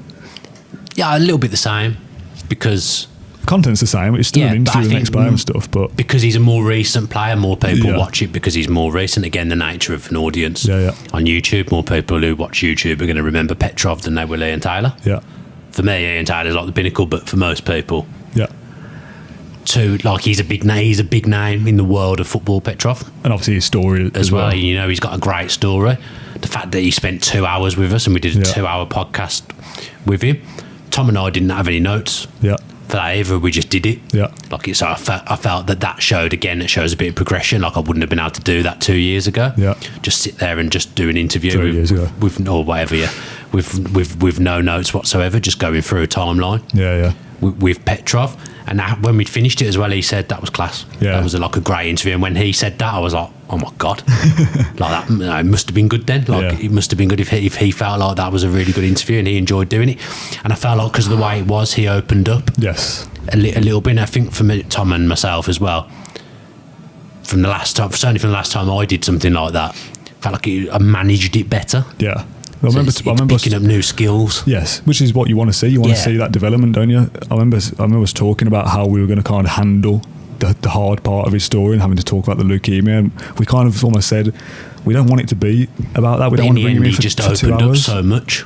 Because I think he felt comfortable. And we left it till the end, didn't we? Rather than we wanted to get all the other stuff out of the way. Whereas if we kind of made it about Stan Petrov, the footballer that survived leukemia, and it's all about that. That's the wrong way to go and stuff like that. And I will have watched everything Petrov's done. In terms of media since he left Villa, but I just felt like, again, a bit wearing sound arrogant, but I felt like we got more out of him than perhaps other people had done. I agree. I remember even the stuff about when he could have come back. I'd never heard those stories told anywhere else before, and as I say, I will have seen everything. And again, nothing in it for Petrov to tell us these stories and share those just things. What a legend of a bloke. I remember when he turned up, he was early. I don't know if you remember, and we weren't set up because we'd recorded a transfer video, I think, with you and Tom. Obviously it was at Villa Park, and we'd set that up one side of the room, and we knew we wanted Petrov over the other where there's those sofas, and it was like, well, let's do this and then we'll get everything set up over there. He's due at 1 o'clock or whatever it was, and then I think he called you at 12:30 or whatever. I was like, I'm here now, lads. And I just remember thinking, oh my God, like we're not ready for him here. Like if we'd met him once at Bodymore, didn't we? We knew he was going to be fine. I'd met him a couple of times, I think, as well. We knew he'd be fine, but you just think if he turns up thinking, oh, I wanted to go at 12:30 and they're not ready, and that could affect the whole interview then because he's in a bad mood straight away, isn't he? So, and I remember him coming up and I'm running round. I think I was saying to Tom, like, stall him, like, get him a coffee or something, like, buy us a few minutes. I remember rushing around getting all of the cameras set up and stuff. And then he came up and I was on the floor messing with audio equipment or whatever. And I remember saying, like, oh, sorry, we're not set up. Like, just need another 5-10 minutes. He's like, nah, it's fine. He's like, it's got loads of time. Got all day. And I was just like, okay, you can breathe now. Like, he's a decent bloke. He's happy. It's fine. Let's just get this all done properly. Like I said, I knew what I wanted. What a man. I just need the time to get it all set up, and then we get that 2 hours. The stuff about the leukemia stories, still, it made me fill up at the time. Yeah, it made me fill up when I watched back. But even like, I've not watched it back. Really? Did you not? I watched it back in full. I'm very strange about what I watch back from what I've done, but the reason I've not watched that one back is because I want to give it a year or so I've forgotten what we spoke about, and I want to watch it as if I'm not going to remember what he said, if that makes sense. Yeah, that's fair. I mean, we're not miles off. No, that's true. It's over 6 months now. Yeah. But yeah, the reason I bring this up as kind of being one of the bigger moments is that, it's just an interview with the next player like before, but this was to a better standard than I would watch those ones back from 3 years ago and think, oh, they're not great. I'll watch the Petrol one back and go, yeah, we nailed that. Like, it looks how I wanted it to look. It's perfect. It sounds as I wanted it to look. The content itself was good. Even like the little intro at the start of all like the clips clipped together in black and white, I was like, I remember putting that on Twitter going, yes, that's like a strong teaser there. Like everything about this feels good to me. It just shows progression again, though, doesn't doesn't it? And that's what all we've ever wanted. It's and just that's progression. The whole thing of proving we can do it, and that's what the Villa View is for. Especially, like I said, I knew it in 2017. So in the summer of 2019, when I'm still doing it, which I didn't think I'd be doing it in 2 years later, in 2017, I thought, maybe another year, and this will be the end of it. To get to 2019 and being able to go, right, there's 2 hours there that I know is basically perfect. That you can't get any better than that, and it's felt like, okay, we've peaked there. If this is like this, as much as like the 1 year on thing is like a special, in terms of like a standard interview piece, like we've hit like basically perfection there. Yeah. Big thing for me is I always like to treat stuff as if they're live, so I don't like stopping. Yeah. Like me and Tom do the podcast all the way through. We very rarely have to stop for any reason. We did 2 hours with Stilly and Petrov with nothing in front of us. Yeah. And we didn't stop. The 2 hours what is there is what happened. That was the only stuff we spoke about. So again, that feels like a big achievement. It's just proving that you can do things. Yeah, and again, something that probably people wouldn't know, because when you cut between the cameras, you can make sneaky edits here and there, but what was said... But you genuinely won't have had to have edited anything for that, just changing angles. It was changing angles, but those changing angles are where people would think, you took something out there. Yeah, we didn't take anything out. You could post the whole thing of one long continuous camera shot and the whole thing is there. So, that feels like a strong moment. The final Villa View piece that I feel is the biggest one to talk about. Obviously, we started the season. I got this job in September, so we were still doing the Villa View in the season anyway. But the final kind of moment where I felt like, if I get a job soon, I'll kind of go out on a bang with this, is the Villa View Live. Oh yeah, unbelievable. Oh God, the fact it even still happened. I saw some. I've been deleting pictures off my phone lately, and I've been scrolling right back, and I got to all the pictures of that. Me holding the trophy, my dad holding the trophy, Brian Little there, the screenshots of us doing it from the actual video. Like that night, the fact that even happened, like mad. I want you to talk about it, because I feel like I'm doing all the talking here about these things, getting carried away. Kind of like doing a live thing. I've always wanted to do something like that. Yeah. When we were organising it, like it was very quick. It happened very fast.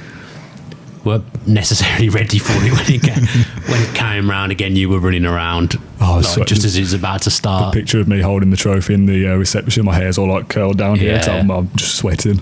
I was worried about people coming. Yes. Like we knew we got like enough people in terms of watching and listening to the podcast that if everyone who did that came, we'd be fine. But you're asking 200. But you're just thinking, because it was free tickets as well, a lot of people just didn't have to come. Yeah. And I was thinking, this could be like 10 people turn up and 2 of them are Rollo's parents. like this could be just bad.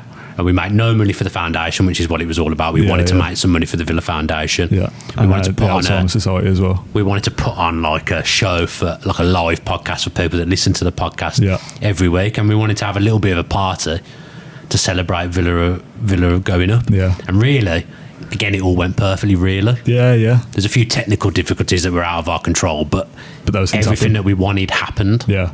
I remember having a meeting with, I forget her name, which is terrible, but she worked in like the commercial kind of department, and we wanted to get a room at Villa Park because we knew that would make it special, but because we don't make any money, we can't afford to rent these rooms because they're so expensive, or not mega expensive, but when you've got 30 quid in the bank from ad revenue, that's not enough. Foundation have always been very good. Foundation have been very good. And, always.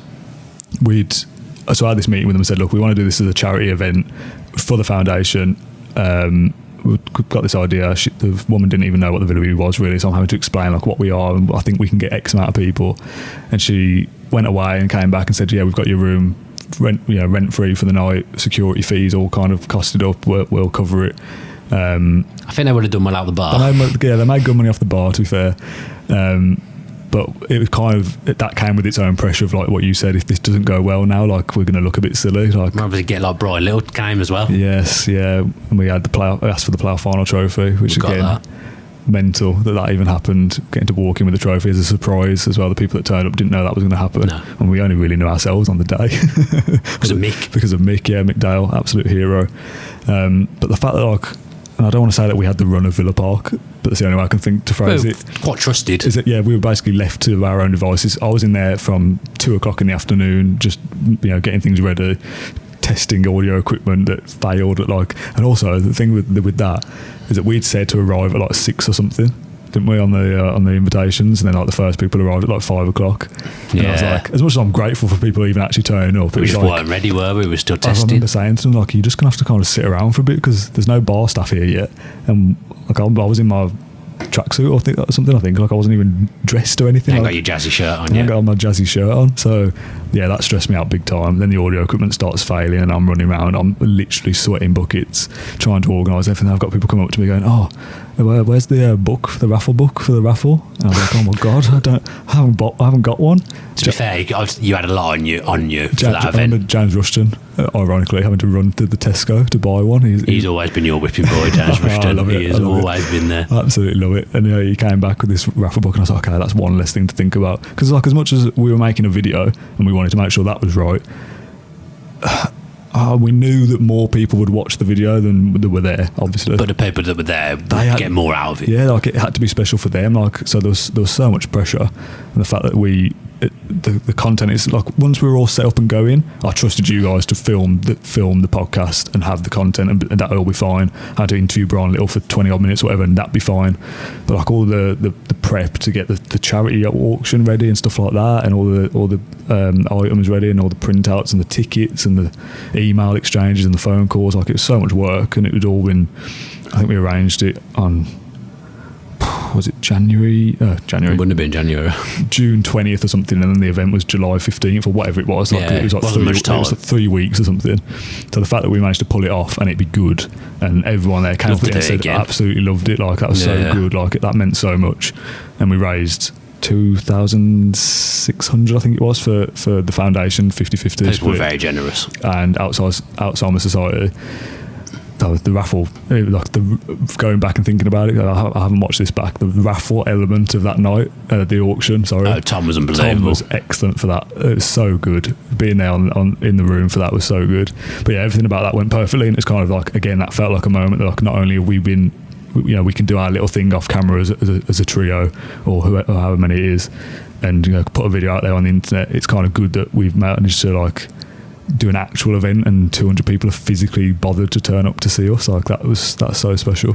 And you enjoyed it so much that you left after that. Yeah, I remember even thinking like, well, if I get a job at some point, at least I've gone out with a bang now. Yeah, I've done something good.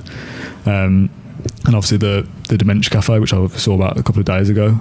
Yeah, it was on the news, wasn't it? Yeah, comes from the funding of our. Yeah, I'd like to make that a yearly thing so that we could fund the Dementia Cafe every year. That's what I'd like to do. Yeah, that'd be good. I don't know how feasible it is for us to arrange an event without you.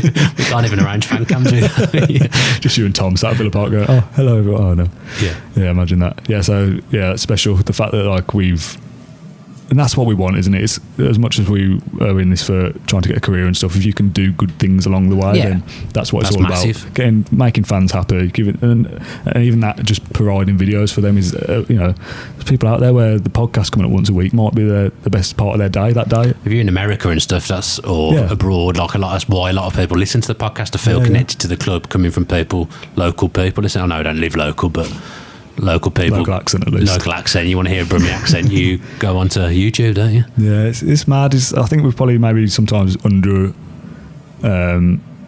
undervalue what we've offered people. I think. Yeah, I think one day when it's not there anymore, I will. That's when I'll look back on it and think, "Wow, that was amazing." If I had to ask you what the future looks like, is there an answer for that? Well, for me, or for the Villa View? For you, obviously, you've got aspirations bigger than the fan channel anyway. I really don't know. I really can't answer it because I don't know. I feel like it's a little bit in flux at the moment. A few things could happen that would mean it would be impossible to continue, or those things could not happen and we continue and we manage to get a bit of time back. Like it could go either way. Yeah. At the moment, at the time of filming, I think at some point it wouldn't go on forever anyway. Yeah. Like it just wouldn't. I don't envisage myself being in my 40s still doing the Villa View. I don't think. Like another 6 years still. Only 6 years away. Circumstances change, don't they? Yeah. As long as like I can still do the podcast with Tom, I will do it. Yeah. Like that will still happen. Obviously schedules haven't been great recently, but that will get back on track, providing like things don't change. But I can't. It's difficult to kind of sit here and say, oh, it's going to last forever, it's going to last till the end of the season or whatever, like, because I don't know. It's difficult because we're kind of being semi-cryptic about, well, very cryptic actually, about different scenarios that are going on because it's not some of the stuff's not my business, it's not for me to talk about. It's personal life, isn't it? It's our little thing, so it's difficult to kind of be able to put a marker on it and say, yes, we're going to go to this date, or we're going to stop here, or we're going to do this, or whatever it is. Even like when I left, I could have said, that's it now. Like, but you passed it on to Tom and myself. Let's just stop it. So things have, I mean, maybe it's had a bonus 5 months more than it could have. Because I could have just gone, no, I started this. I don't want anyone else to carry on with it. Like, that would have been fair enough. So, it's hard. It's something you do in your own time. I think people are grateful for it as long as it carries on. And I think people would understand if circumstances in life get in the way, that it means you can't do it anymore. It'd be sad. Yeah, of course it will. Like, I remember when I left it, when the first time I got a notification saying the Villa View uploaded a video, and I was like, whoa. Yeah, but that was weird. Where did that come from? Like, until that point, I'd pressed upload on every single video we've ever posted. So the fact that it's been able to carry on without me is nice. But there's always going to be a day where the Villa View stops uploading videos, and that will be sad, but that's just life, isn't it? Things aren't meant to last forever. Yeah, like it's led you to something. I feel like it started to lead me to something now. Like I'm not where I want to be, but I've now got a kind of gig that I wanted, like hosting a weekly podcast. Yeah, so let's talk about that then. The Athletic, 1874, a rival podcast. Don't go and listen to it. It's going well, I think. How did that first come about, first of all? To be honest, as soon as the Athletic came on board, like came into the stratosphere, I liked it, thought it was good. Yeah, in the UK. And I subscribed straight away because after one day I read everything on there. I was like, this is brilliant. If it's like this every day, this is right up my street. So I was just a normal subscriber. Obviously, I knew Greg, who's the Villa Ryer, who used to work here. Yeah. I knew Greg a little bit. Our paths just didn't quite cross. Yeah, and then they wanted to get into podcasts, and I think with his influence, they just got in touch with me and started talking to me and asked if I'd be interested in hosting a podcast for them, which obviously I was, because they're a massive company. They've got big backing behind them. They're trying to do different things, be unique, and I thought if the podcasts are anything like the written pieces, it's going to be strong and it's going to be a good chance for me to put myself out there. So obviously I leaped at the chance to doing it. It's in London as well, which is helpful for me, not so helpful for Greg, and it's going well so far. I think we've done 8 or 9 episodes. Went to see Thomas Hitzelsberger. We started at the same time, didn't we? I think you started maybe the week before, the week after us. Went to see Hitz a few weeks ago in Marbella. Nice. Did a long form piece with him, like the kind of thing we would have done on the Villa View, but did it for the Athletic. We didn't have the budget all the time. Obviously, it helps having a budget behind it. They've been good to me so far. They've given me a little bit of free rein to do what I want with it, and I'm loving it so far. It's like a dream to be presenting professionally. That's what I've wanted to do, and that's what I'm doing for the Athletic, and I just want it to lead to more stuff. I suppose that's the thing of where the Villa View comes into it. If you're doing the Villa View podcast once a week, is that offering you any different now to doing the Athletic once a week? Yeah, I think they're different because they're different content-wise. Yeah. Because the Athletic is me hosting and getting stuff out of Greg, who's very in the know, so to speak. He, from a journalistic point of view, he knows what's going on. Yeah. Whereas Tom and I is Tom getting opinions from me, because usually I'm at the game. Yeah. So they're different, and again, I think they complement each other, and people can listen to both and not think about me repeating myself. Is the way I would Are you ever feeling like, I feel like I've said this story before or anything like that? A little bit. Because you record them on the same day as well. Sometimes it's on the same day. To an extent, I would feel a little bit like I'm repeating myself, because you're going to cover some of the same things, but I think they're different enough, and I think they're different in style. Yeah. The way the Athletic is different to the Villa View. Yeah. That's just bound to happen anyway, whoever's doing it. So I think I can still do that. I can still do both. Yeah, I agree. What do you think the future looks like then, to kind of give some, if you talk about your 40s? Oh, God. Not that far away. No. Got the grey hair. I've definitely got the grey hair. If you're looking ahead now, kind of 5 or 6 years, what are you up to? It just comes down to that thing again of like just wanting to make progress and making sure that year on year you're doing better things. Yeah. That's how I've always just wanted to think I'm heading in the right direction. And last year I didn't really feel like I was heading in the right direction.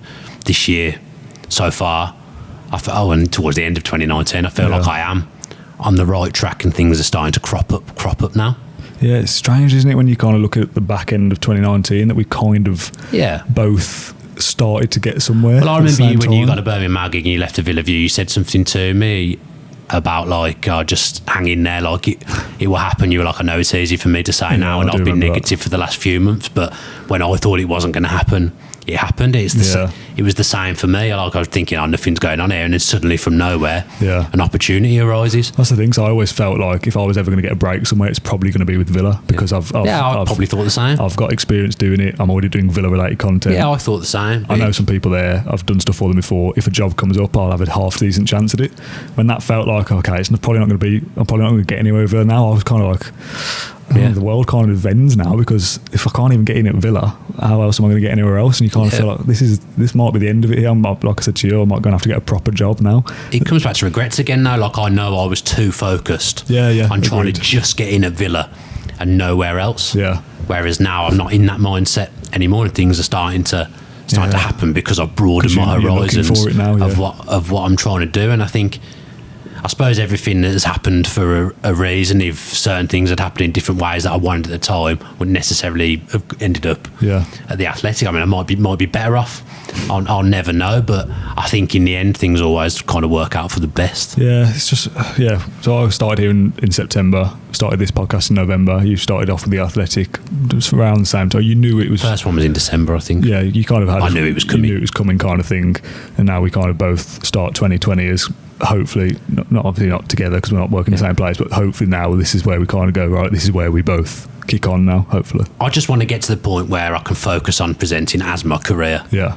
And I don't have to worry about and my normal job. Yeah. That's where I want to be in the timeline that you asked. I want to, because the other thing, I'm trying to fit things in. Like, I want to concentrate fully on it. Like, I feel I'll be better if I can concentrate fully on it as well. And I've hopefully got a couple of other things in the pipeline. They could all fall apart, but hopefully some other stuff will happen as well. Yeah, nice to Lovely.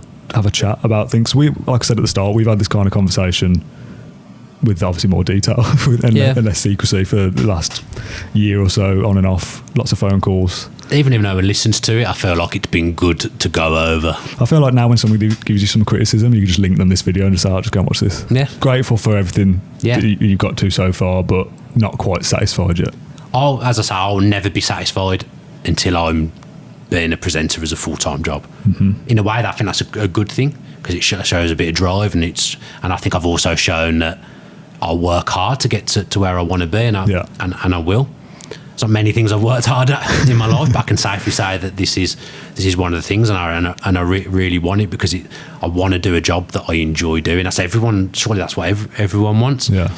And I'm not saying I'm the best in the world or anything like that, but I think that I know I can do it. I know I'm capable. You just need someone to take that, or a number of people to take that chance on you. And I think I'm on the way to that happening now. The Athletic have given me a chance, and I'll be eternally grateful to them. And I feel I'm in the right direction now. Nice. Do you want to do an outro? Not really, no. You know I don't like outros. You never used to like them, do you? I mean, I was terrible at them myself. So thank you to Dan, first of all, for joining me for a chat. It's been nice to actually do it in person for change, and not over the phone. having to have my arm like this for You love being on the phone though, man. You're always on the phone. Let's not talk about it. Thank you very much for listening or watching this episode of the Claret and Blue podcast, and we'll see you again soon. Thank you for listening to Claret and Blue, an Aston Villa podcast. If you enjoyed today's episode, then please let us know. We love hearing your feedback. We'll be back soon with another episode. Until then, up the Villa.